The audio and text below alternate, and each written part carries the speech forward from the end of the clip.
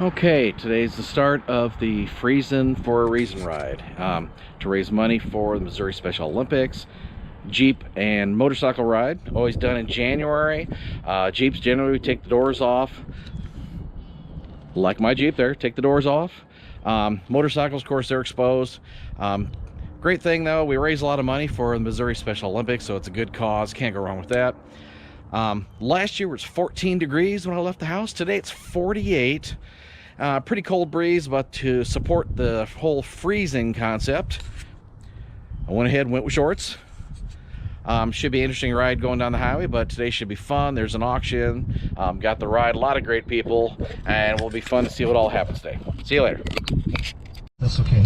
Starting off with some great rock and roll. Lots of stuff going on. Okay, getting ready to hit the interstate. That's when it's going to tell me whether the choice to wear shorts was bright or not. Actually, it's really not bad, as long as my torso's warm. So it's like I said, once again, it's all for a good cause. We're raising money for the Missouri Special Olympics. You know, many thousands of dollars was raised last year. Hopefully this year we'll beat it. And just a fun thing to do. You know, kind of help give back to the community a little bit. So here we go.